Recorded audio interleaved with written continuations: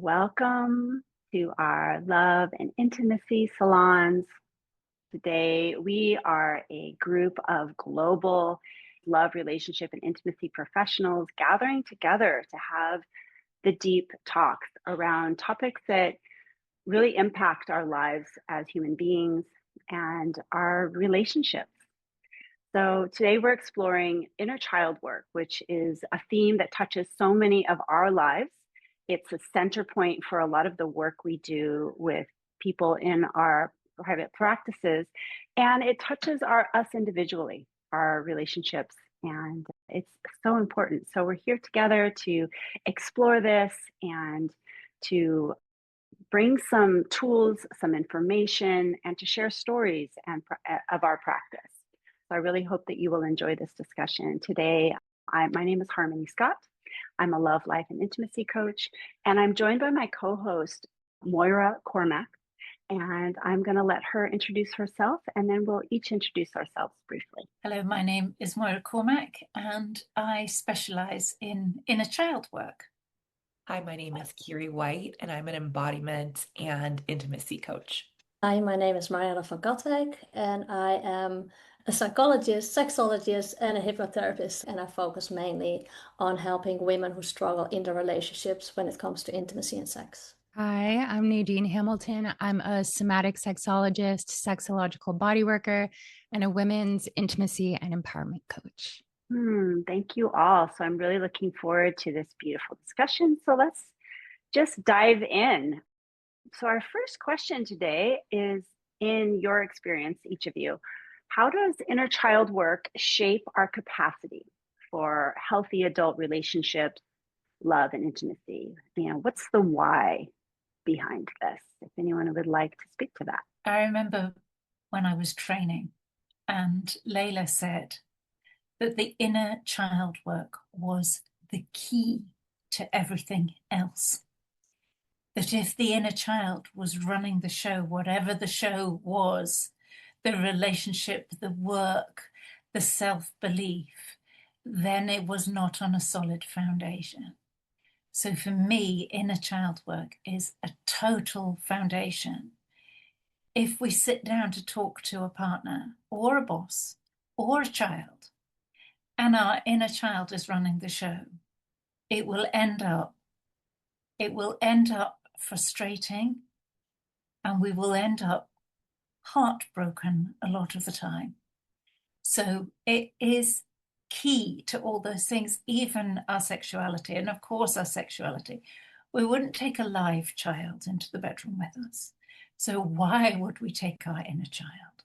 I would like to jump onto that, what you said, Moira, because I really have the same view. Like, without tending to the inner child, I really feel that, adult relationships often become like this reenactment of like old pain and old wounds, rather than really, the source of genuine like intimacy. And the inner child work address these like unmet needs and the traumas and the emotional patterns, and that we all like formed in our early life, because all of us have that. And I think like through that's the only way we can really shape our capacity for like healthy adult relationships and love and intimacy.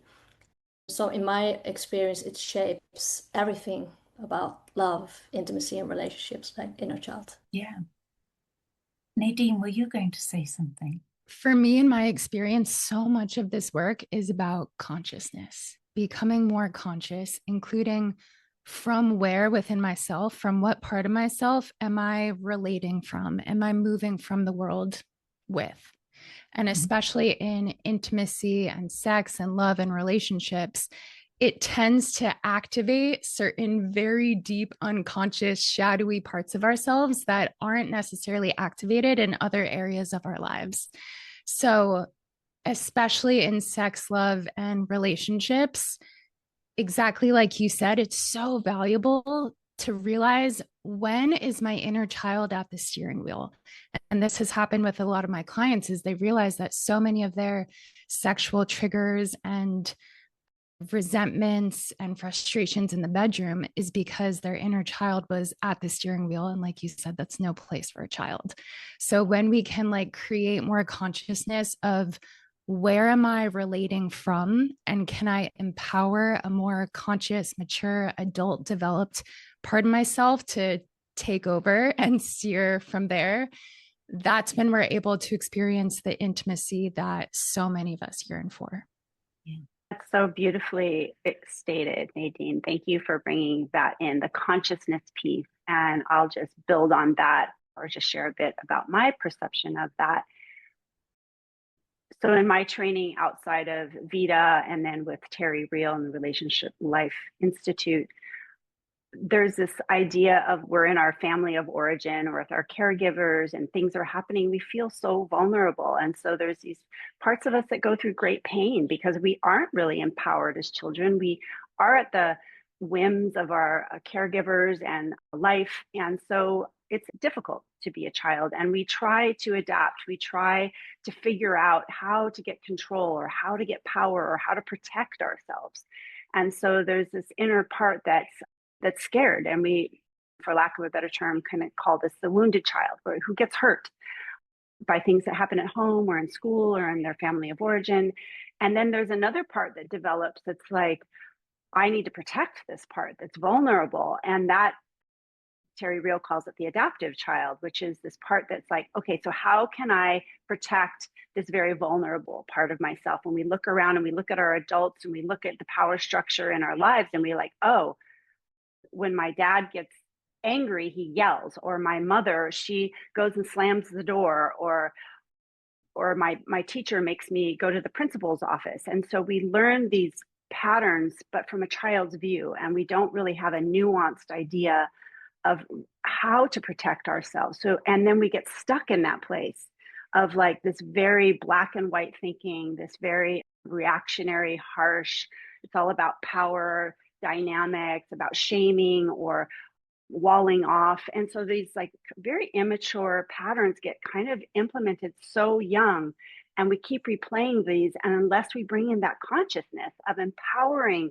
this wise adult, this part of ourselves that's more nuanced, that's more forgiving, that's more relational, that's compassionate, that can listen and have curiosity about not only our own experience, but our partners and people that we love, we will be stuck in that very immature reactive state where we get triggered and then we react and we blow up or we wall off, we run away, you know? So I think like the piece about consciousness, about empowering our wise adult self, empowering and finding those tools that empower that part of ourselves to show up more consciously, more relationally, and more maturely is really the core of inner child work, in my opinion. I'm struck as I hear everyone's insights and responses. There's like the word survival comes up.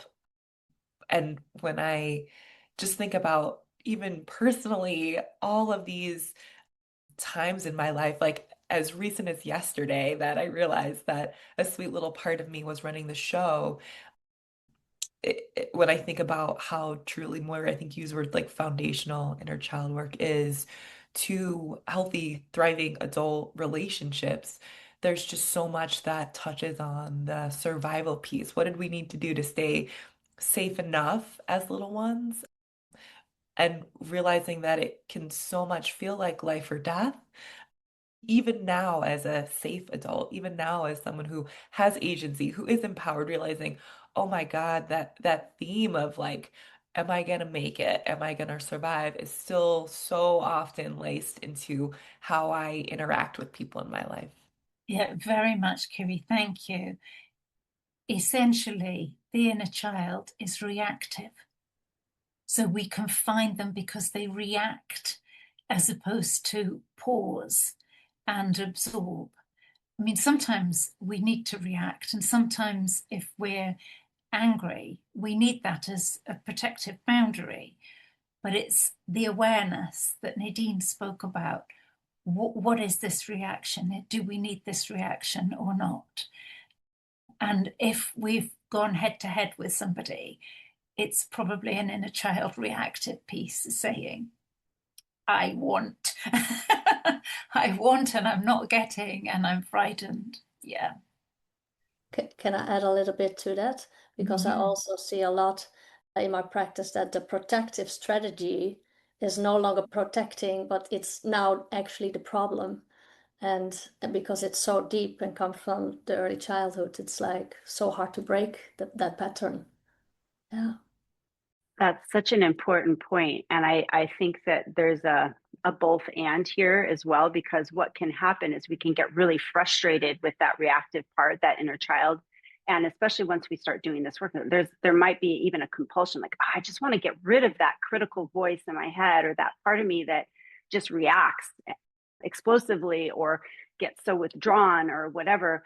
But it's really important to honor that part too, that inner child. And part of, I think, of inner child healing and inner child work is becoming that loving parent for that part of us that feels vulnerable in those moments, and being able to notice, wow, that made sense to react that way. It made so much sense when I was a kid to go and slam the door of my room and go hide under my covers. But now as an adult, that's not what I'm going to choose. But sweetheart, speaking to ourselves, our inner child, sweetheart, I get why you want to run away and hide under the covers. Like, I get that. And I'm here. You don't have to deal with it. Even like visually, physically putting our inner child behind us, and that wise adult, like being the one to face things.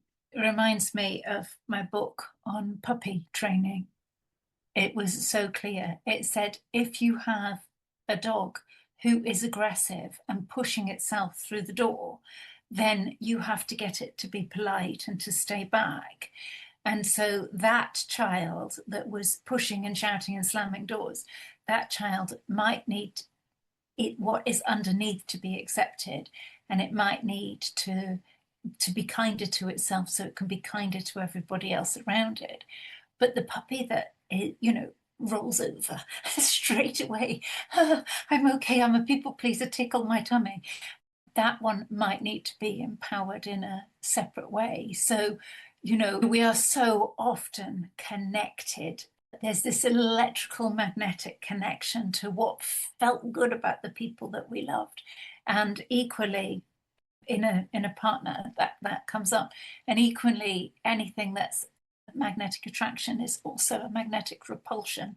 So we have the same interplay weaving its way through the relationship of attraction and repulsion. And of course, that's where our healing is. Wonderful. Maybe we can move on to the next question. Yeah. What are common unmet childhood needs and wounds you see in clients? Who would like to start? Thank you, Nadine. What I've seen in myself and in clients that I've worked with is there's so much around acknowledgement, like this yearning to just be seen and recognized. And when we feel like we're not seen, that can really activate the inner child very deeply. And what I love to remember is that trigger, that activation, that unconscious protective mechanism is coming from such a place of innocence. And that's not to necessarily promote that behavior or say that it's okay to treat your partner poorly, but it's coming from this place of innocence because it's this part of you that believes you don't have an abundance of access to love or safety or belonging or security. So over time, that part of you learned, I have to act this way in order to survive and protect myself. And going back to acknowledgement and simply seeing, what I see in pretty much every single session I've ever facilitated is when we go, like we peel back the layers and we access that tender part of yourself that feels fragile and scared or hurt and doesn't know what to do and feels like it needs to protect itself, simply through the process of meeting it with loving consciousness, loving awareness, without needing to fix it or change it or figure it out or analyze it or make a whole story or be like, what's the childhood traumatic experience that created this? Like, we don't need to know any of that. Simply through the experience of seeing it with a loving, warm, compassionate, tender gaze is enough to alchemize it and release all of that built up charge, and to let it know, like, it's okay to soften. It's okay to come back to this conscious place.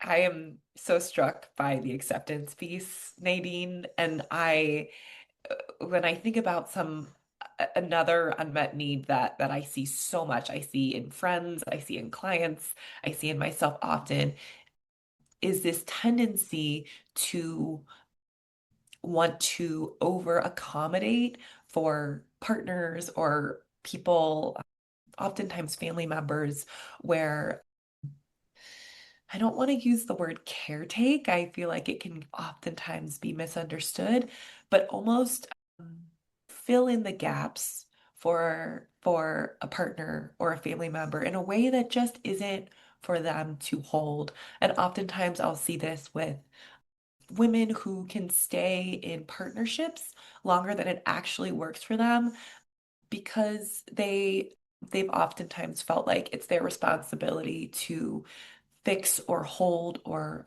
sometimes even act as in a therapeutic role for their partner and for their partner's own growth. And I see so often there's a sense of fear, like if I step back in these female clients, like if I step back and I say, hey, I'm just going to attend to myself and my own growth and my own exploration, and I'm going to invite you, my partner, to step into that on your own with your own initiative. I oftentimes see that there's just a lot of fear around doing that. What happens when we don't overgive or overcommit? And I see such a precious piece of the little one being what happens when I don't appease, or what happens when I just really think about what I need to be in a healthy dynamic. So I see that often. And again, yeah, I notice where in myself I want to over accommodate out of fear of not receiving love back. And I see it often in clients as well. Thank you for that. That's just beautiful. We do see it in ourselves, and it can be hard to acknowledge. Yeah. Marianne. Yeah, what I see a lot, well, there's overlap, of course, with what's already been said. I'm not feeling seen, I'm not feeling heard, I'm feeling unloved. The shame parts that come up a lot too, but I also notice a lot that it's very hard, especially for the women that I work with, to really feel what it is that they want or desire or need, like to actually even feel what they feel, because they're so used to just people please or not even like, be focused on the other, so that it's very hard to feel what it is that they actually feel. And also I noticed that in myself, but that you push away things very quickly of what it is that you need, what it is that you, and then they're unmet, so they're like kind of like pile on top of each other, and then once in a while there is like this explosion because the unmet needs are calling for something, but we don't even know what it's about anymore because it's so subtle that it's been pushed away. So I see a lot of not really being able to actually feel what it is that I feel that I need or that I desire. And then, I'm feeling unseen, I'm feeling not heard, I'm feeling not loved, are basically the effect of that. And yeah, that comes up a lot. That's a huge piece, isn't it?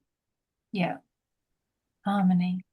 Oh yeah, what I'm hearing threaded through is just this idea. What keeps coming to me is this idea of this dance that we get into in our adult relationships, where both partners' childhood wounds are kind of playing out over and over again, whereas maybe one partner was feeling in childhood unmet or unseen or unappreciated or unloved in the way that they were deeply desiring.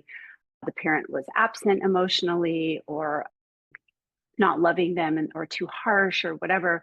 And then we get into an adult relationship, and then maybe the other partner had the experience in childhood where the parent was overwhelming or like too critical or always on them. And so they're always seeking freedom or or spaciousness to just be themselves. And anytime their partner's coming at them, they're just kind of like, oh my God, it's just too much, right? So there's like this dance that's happening. And we see this in attachment styles where someone might be holding more of an avoidant attachment style and always seeking distance and freedom. And the other partner is seeking more closeness and connection. And so they're like chasing after each other, right?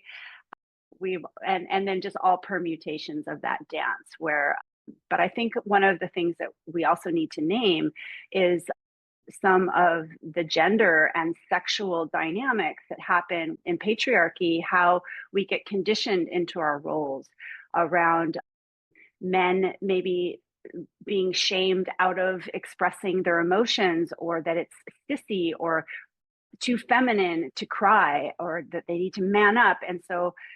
And obviously not all men are like this. And thankfully, these patterns are starting to soften. And we are all doing the work of trying to break this, to soften and melt this pattern, because it's so dysfunctional. But allow women to be more empowered and more centered in themselves, and men to like have full access to their full experience of their emotions, and not in a immature way, but to actually feel the things and hold them in a responsible way as well, instead of like blowing up with anger or violence or rage, or just shutting down and being completely cold, right? So we all have responsibility in this pattern, and part of the consciousness and the awareness is noticing what's playing out, what kind of partners do we attract, and really seeing those patterns as like our partner's child, and having some compassion for that we all have that. With the compassion, we also want the expansion and the growth. I think it was Nadine that said, once we gaze, once something comes into our awareness, our consciousness, it just by being seen, it settles down inside us. And Marianne talked about how it gets bigger and bigger when it's not seen. And I often liken it to the monster under the child's bed. That part of us has become so big that it is the terrifying bit that we can barely look at as the monster under the bed. Yes, thank you. The monster under the bed. Yeah, that we've been feeding every year because we haven't been giving it the awareness and acceptance that we love. Sorry, I live in fairy tale images, so and nursery rhymes. So yeah, so to me it is like that is the childhood monster under the bed. It's the bit that we're too afraid to look at. Absolutely. Shadow work is such a big part of inner child healing and this inner child work. Yeah, maybe this is a great segue into our next question, which would be, can any of you share a personal story or a moment or a turning point where inner child healing transformed a relationship in your life, maybe your relationship with yourself or a relationship with a partner or a parent or even a friendship? Yeah, Marianne. Yeah, so related to what I was saying before, like one of my personal inner childhood wounds is like the one of feeling abandoned or feeling left alone or being forgotten. And and that can be from like my mother left me in the crib like crying or something. It can have been created by many different things, but this is what I recently found out, that it's like the really core of my wound is feeling abandoned, left alone, or being forgotten. And I noticed that for me, really learning to feel what it is that I feel, that I could create that feeling of feeling safe. And also to recognize that, we want our partner to give us that feeling, but in a way, if I cannot create that for myself, a partner will never be able to do that for me. So the subconscious mind can always create new situations in the mind that it's not enough. And so you continuously create this feeling unseen, feeling alone, feeling forgotten, and then your partner will never be able to give you enough of that feeling that you're actually longing for, to feel that feeling of safety. And I think that's why it's so important to start feeling in the body, like what it is that I feel, and to acknowledge that first of all to yourself. And from there, you can actually start creating that feeling of safety within yourself, and then have, of course, your partner can add to that. But yeah, it has to come from within you, and that's what I discovered.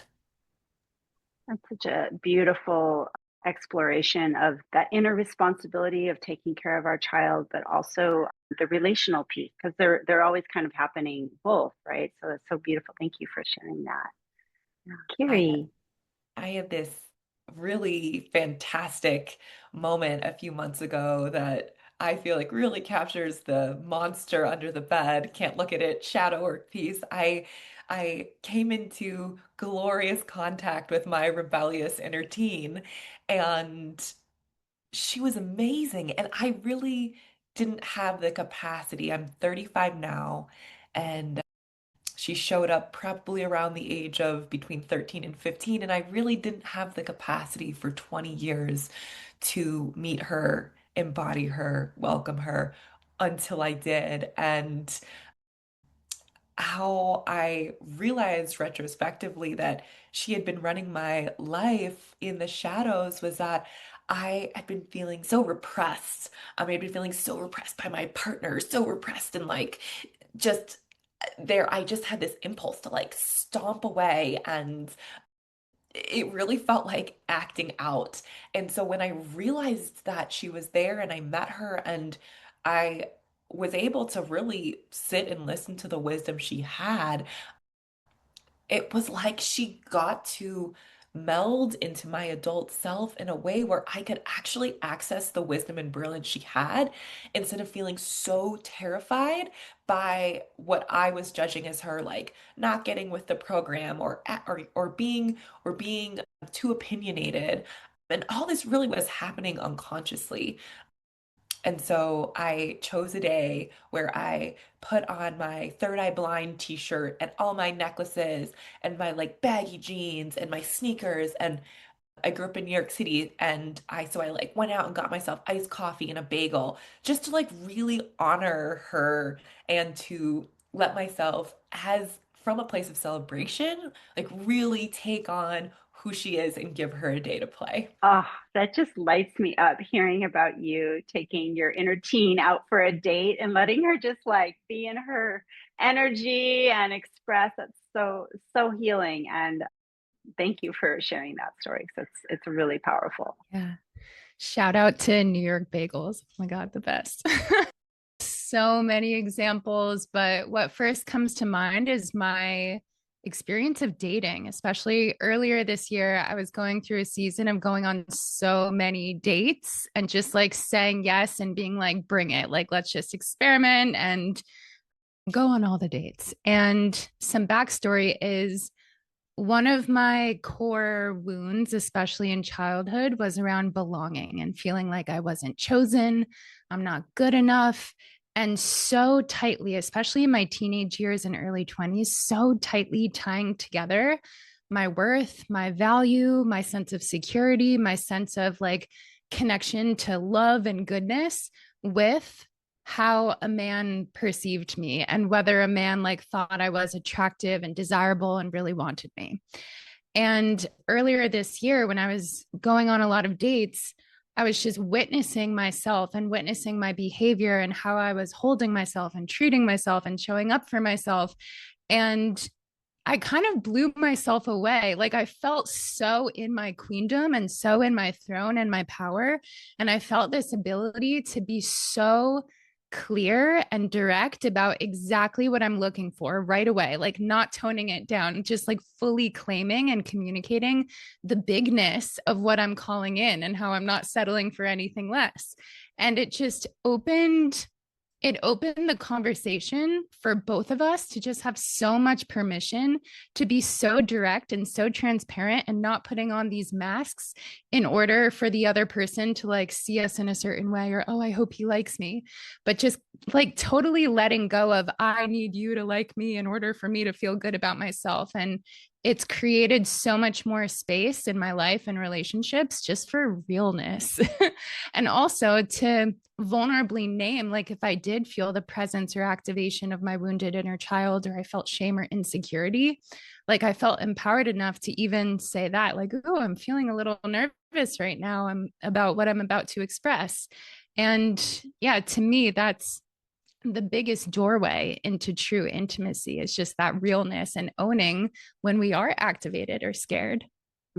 That, yes, I love how you brought in that real life example of dating and how we show up in those early relationships, and it can be so fraught. And I just hear you so claiming your authenticity in that. So beautiful. I'll share something. As you were speaking, it was reminding me of my own work in my family of origin. There was a lot of perfectionism and pressure I was an only child, and there was just a lot of pressure on me, I felt. And I think that also my parents had a lot of pressure on themselves. And so I just internalized that as a very, very critical, perfectionistic, and also people pleasing. So that's how it kind of manifested for me, was that I felt like my only worth is how I functioned in my family of origin, how good I was. And I just had a lot of insecurity and a very vicious inner critic that was just always telling me how I messed up, how I fucked up, I wasn't good enough. You know, it was debilitating. And actually, in some ways, it pushed me to achieve a lot. So if outside people would see, oh, wow, she's really accomplished, she's really amazing, she's powerful. But in the inner experience of that was just this harsh inner critic, just always telling me how I messed up. And in my relationships, I would also become very critical of my partner too, because not only was I critical of myself, but I would be critical of them and disappointed and resentful. And it was just like a mess, right? And even though I've been in, long-term relationships in my life and had good relationships, this pattern was just got to a place where in my 40s, I just really had to face it and really learn how to turn towards that little child and just really love her and really heal that critical voice. And it continues to be a process, because those deep patterns, they don't just go away. We can't just like root them out, but we can meet them with more skill and more presence and more love and more patience and understanding, and have tools. But yeah, like that critic, I called it the predator. It's like, oh my God, so harsh. So anyway, yeah, that was one of my experiences. Thank you, Harmony, for sharing that one. They are so powerful, and of course we cannot let them go. Letting go, I hear the words letting go everywhere all the time. It's not letting go, it's bringing in. It's bringing in and holding it with love. When I was a little girl, I was sent away to boarding school when I was 9 years old. It was very, very young to send a child away to boarding school. And like Marianne, I suffered from this sense of abandonment, because I was quite literally abandoned. At 9, I was put in an institution where I was not loved and nobody was supporting me. And for years, I focused on that abandonment. That was what, I didn't look at what I had received. I looked at what had hurt, not the good side of it. And over time, I realized how controlling my own mother was, and that actually I was lucky not to have been with her, and that I learned a level of resilience and compassion at a very young age. I learned to look after other women my own age, and loads of other women. And, I remember hearing other women saying they had sisterhood wounds, and I thought, what's that? Who doesn't love other women?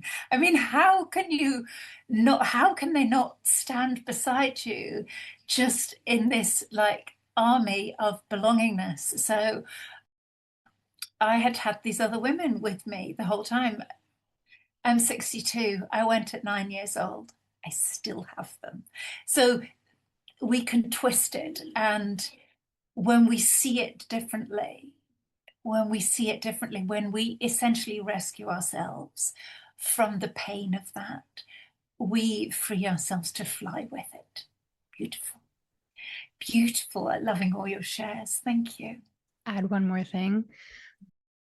What's coming up, and this relates to inner child work and just kind of my philosophy of life and the universe, is in my experience, everything in reality, everything in the universe, its nature is movement and evolution and growth and shape shifting. And when something remains stagnant and static and stuck, that's when it becomes like cancerous, or it becomes really heavy and dense and materialized. So, one of my favorite questions during coaching and just as I'm living my life is, what do you want to become? So, when, for example, I'm guiding a client through an inner child process, and we're at that point where we've met the inner child, we're resourcing that part of themselves and holding them with love and compassion. And from that place, like asking, what do you want to become? And suddenly it opens up so much space for possibility and limitlessness and creativity. And usually, like, the response that comes up surprises all of us. And my client had no idea that that part of them even existed. And it's like, oh, I want to become a queen or a dragon or a lion. And it becomes almost like this spirit guide or this empowered, like, magnificent part of themselves that they didn't know existed, that they now get to call on whenever they need it. So I wanted to offer that, like, as a practical tool. If you're resourcing and holding and acknowledging your inner child, like, ask that question, what do you want to become if anything were possible? And yeah, the answer tends to blow me away every time. That's so rich. Thank you. Maybe Moira, you can take the next question. A favorite practice. Have you got a favorite practice to reconnect with the inner child? I have one straight on from Nadine's share, which so I might as well jump in and share it. Nadine, I offer some of the work of Penny Parks, and she suggested that we write a fairy tale. So we say, for me, example with my boarding school, once upon a time, there was a girl who was sent away from home and looked after by an ogre. So I turned the house mistress into an ogre, because in a fairy tale, the people who you haven't liked or you feel unjustly by, you can make them whatever you like. So you start with once upon a time, you describe what is, and then you almost do, and what did they become? And you do a rescue scene. So you can have trolls with hammers come in and hammer the person who's harming you into the ground. You can allow your anger to be justified because otherwise you think it's been fair. You can't be that mean. And so the fairy tale format helps do that. So that's one of my favorites. And who else? I love that, Moira, to write a fairy tale and to do whatever you want to do in that fairy tale. One of the practices I use a lot with my clients is very simple, to just feel like where in your body is a space where your inner child would feel safe and can play and be herself or be himself. And to ask also your inner child, like, what do you need right now? And this can be like, I need love, or I need a hug, or I need to be able to play, or I need to feel safe. And to give that, like, to even just close your eyes and in your mind, like, sit on the ground and be on eye level and just approach your inner child, have a little conversation, and then play or hug or, like, speak. And even just in the hug, like, really tell your inner child, like, you're safe, you're being loved, you're worthy, you're protected. I will never ever leave you alone. I'm here for you. I love you. You're safe. Like, to repeat those words, and that's very simple and at the same time also very powerful. Yeah. Is that I personally love is speaking to myself in a soft and nurturing tone. And it will sometimes take on the quality of humming, which is so deliciously soothing for my nervous system. And then another practice I love, and sometimes I'll do this as I'm speaking to myself, which I really suppose it's a sweet reparenting practice. I'll also just gently stroke my arms, and there's this lovely additional soothing piece and a containment piece. And sometimes I'll squeeze my arms And it really, I noticed for me, it just communicates like, I got you, I see you, we can slow down. And it's super adaptable. If it's a very small infant part, I can hold it. And then if it's an older part, I might give it a little more space as well. I just love hearing all of your ways of being with the inner child. And I love that we share a lot of these tools, right? And that just hearing each of you express it in your own unique way, it's just so rich. So yes, working somatically with the inner child, I think is one of the most powerful, finding where is that sensation. A lot of times it arises in a sensation in a client, like a clenched throat when we're discussing something, or weight or whatever. And so expressing that, as Marianne was talking about, and then working through just being present, being loving with that piece, and then that somatic piece that Kiri was just expressing too.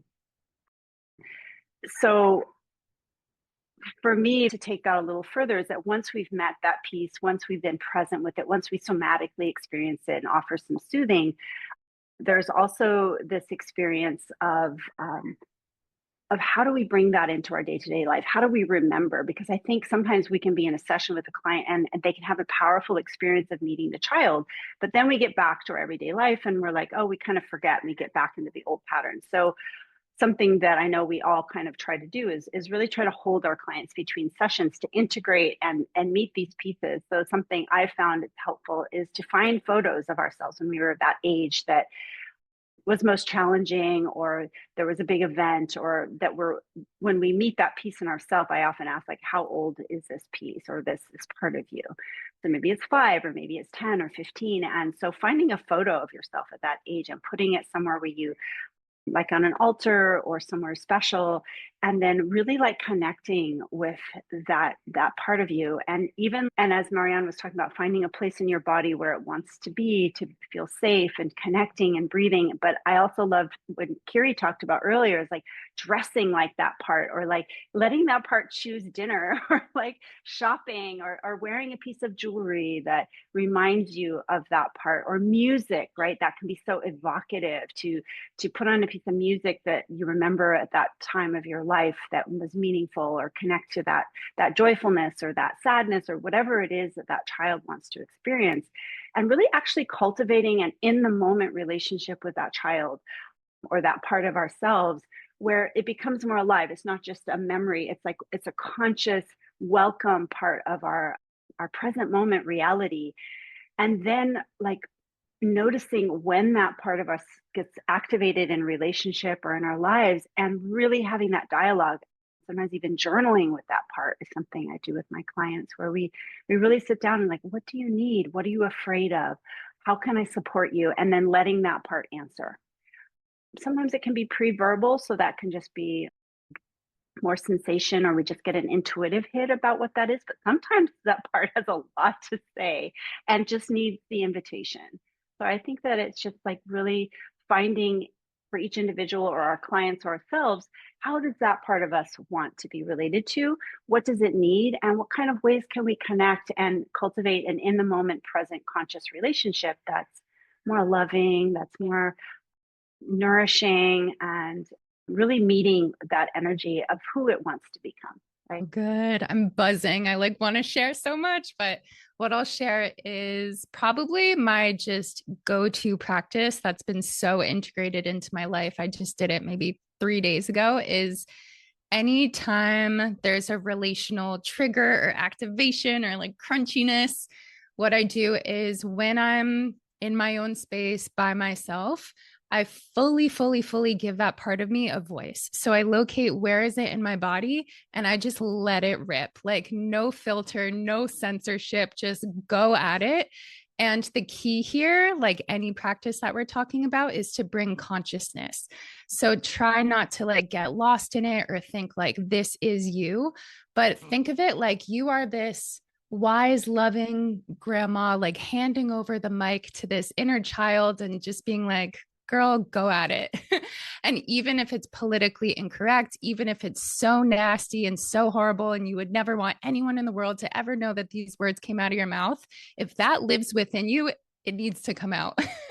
And just through the process of your own ears, like physically hearing those words, for me, it creates distance and space because you're hearing it. So it's no longer this abstract just feeling that's bubbling within you, but you're giving it words, you're giving it language, or at least sound that maybe doesn't even make sense. And for me, with this process, is the more I just talk and let out everything that I'm saying, it peels back all of the layers until I get to the root of what my inner child is making this situation mean about myself and who I am. And it's like, it's never about the situation. It's never about the other person or the relationship. It's what your inner child feels like that means about them. And whether you have access to love or safety or belonging or security, like, what are you making it mean about you? And then once you hear it, you're able to identify it, and you can almost playfully hear, like, oh, that's not true at all. I don't actually believe that.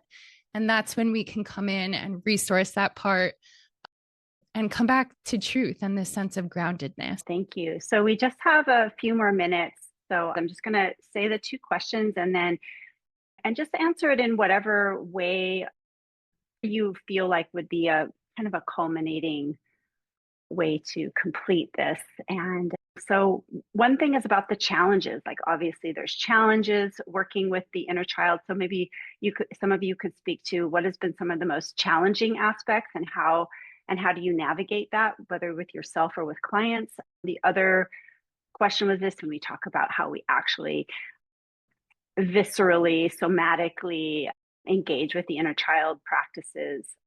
So challenges and practices or experiences that you would like to share. So if anyone would like to jump in with that. What I notice of the challenges is that sometimes clients don't really know how to connect to their inner child, or like, where is my inner child at? So a practice that I then do with them is that they create, or they imagine that there is like a safe boundary around them, like their safe protective boundary around of them. It can be a bubble of light or like a soap bubble or whatever it is, but it's their safe protective boundary. And to then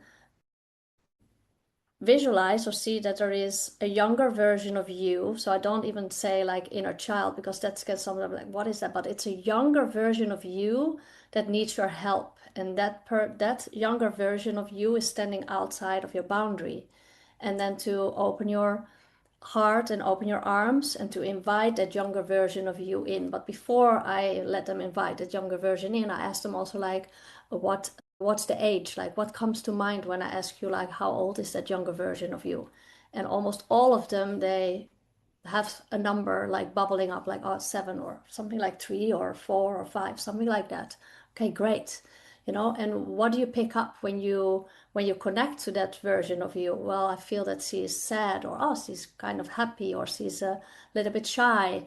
And they might not have like a perfect image, but they all kind of can pick up on those kind of things. And then I ask them to invite that version of them, that younger version of them that need their help, to invite it into their safe and protective boundary. And then it's so much easier to actually communicate, or like bring it safety, or give it love, or like make it feel happy again, because then it's inside of their protective boundary.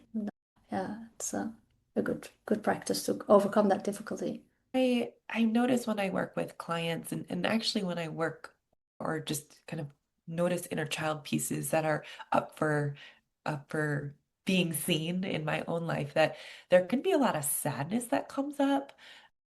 This question of like, how could I have gone this long without welcoming that sweet part? So sometimes the challenge of just holding the grief or the sadness and making room for that, where, God, this relationship has been lost or confused or just hurting. There's been need for repair for so long, and just allowing for the sadness that yeah, it has been a while before moving into repair, just allowing for the grief that comes up around all of it. So glad that you spoke to that, Kiri, because I think that's a huge piece, that often we have gone so long really either denying or that part of us in the shadow or that relationship. So speaking to the grief of that, when we finally see it, to build that relationship, just if you imagine with a baby animal or a child, like there needs to be some trust reestablished. But first we have to address the grief. And so one of the practices that I bring to pretty much all of my clients is offer them a format to create their own grief ritual or a grief ceremony where they really, in their own way, whatever makes sense to them. It's like even writing a letter to that child or that relationship and really like bringing offerings to it and then like recommitting to how they're going to show up differently and maybe even burning that letter or and then like cleansing themselves. Like there's something about creating a really intentional practice around grieving, like wailing, whatever it is, or dancing with it. It's a very individual process of how we're going to meet that grief, that sadness, but recommitting to a new relationship with that child. And that can be incredibly powerful and transformative. And I actually just did one a few days ago with a client on the beach. And it was so beautiful where she was meeting her inner child and also her grandmother, a piece that she really needed to grieve. And in that process, it's just we reclaim the fullness of ourselves, really, because anytime something's in the shadow, we don't really have access to it. And when we can call it in and who do you want to become, it can actually take this really rich role in our life that brings out our fullness. So well said. A hard pill for me to swallow was looking back at all of the times when I was most afraid of being rejected or abandoned and seeing how that was a very direct, very confronting mirror that I was already rejecting and abandoning myself. And I believe one of the biggest like karmic soul level purposes of being here on planet Earth is to learn how to reparent ourselves and to really get so honest with ourselves about all of the ways that we might be waiting for our needs to be met externally. And as humans, especially when we don't feel safe and we feel triggered and really emotional, we love to shame and blame and point fingers and say, you didn't do this for me, you didn't give this to me. And I think part of the development and maturation process of the soul is to give that to ourselves and to realize that the people in our lives, the friendships and relationships and the partner, like they can hold us as we are holding our inner child. And they're here to amplify the love and the joy. But that like primary wellspring and source of validation, belonging, security, safety, love, that is such an inside job. And I keep learning that lesson over and over. Like everything that we're externally grasping for, when we can self-source that within ourselves and literally create like this inner ecosystem that feels like this sanctuary of love and tenderness and warmth, then that's the ecosystem that you carry with you as you move through the world and as you relate to other people. And it's very much felt. So yeah, so much emphasis on this being an inside job. And instead of that sounding like daunting or like a burden, it really is a gift. And I believe it's a lifelong path. Oh, that was so well expressed. Yes, thank you. We have been given, I always remind myself, like I was given responsibility for this one. It's a mystery, but here we are. It starts here. Thank you. You have to feel it in order to heal it. And heal, to me, is bring it into consciousness, bring it into our awareness. And one of the challenges I find with clients is that if they have a relationship to a parent that is current, that they have worked on and smooth things out so that they can get along and that it is acceptable to them, it is very difficult for them to go back and feel the 10-year-old and feel the 7-year-old and feel the 2-year-old, because there is a sense that they would be betraying the relationship that they currently have with that parent. And so for me, one of it is the things is to understand that these inner children live in a landscape. There's not one inner child. There is a mass of them, and they live in a landscape, a relationship landscape with other people. And so one of the things I say is, put this relationship, this current relationship with your parent that you've worked so hard on, over there. And let's go back and feel everything. You know, you are allowed to feel it, because if we don't feel it, then it still directs our lives. So for me, that it's getting over the mental hurdle that we are still that 14-year-old who was rebellious. We are still that person, and that person actually is dictating that we're rebellious because we were rebellious teenagers. So we're constantly rebelling against somebody. Actually, we don't have to rebel anymore because it's all okay. But it is allowing that not to just be kicking off, but to be felt what's underneath it. And that taking somebody there, that's challenging. Thank you so much for speaking to that piece around. I think a lot of people have fear around doing coaching or therapy because they think, oh, I don't want to rehash that. I don't want to dredge up those old wounds and old stories. So I think that beautiful image of putting it in landscape, or even as Nadine was talking about, where it was just like really, and all of us of just meeting that piece in ourselves, that somatic experience of the present moment, and creating a relationship now where we don't have to actually like, oh, my dad did this, and like going through that. It's like, what's alive now? What can we meet now? What is here to be held and felt? And so I think that that's a core piece of this inner child work, is just to bring things into the present moment and really honor what is present in our lives, what is somatically felt, what's coming up, how is this reflected in our relationships? And it's so powerful in that way. So this has been a beautiful hour together. I just thank you all for bringing your wisdom, your voices, your deep soul work. I know that this is important to all of us, and thank you so much for joining together in this beautiful conversation. It's been very rich. I'm so grateful. And if thing you wanted to say, just short and sweet, and open up the space for that.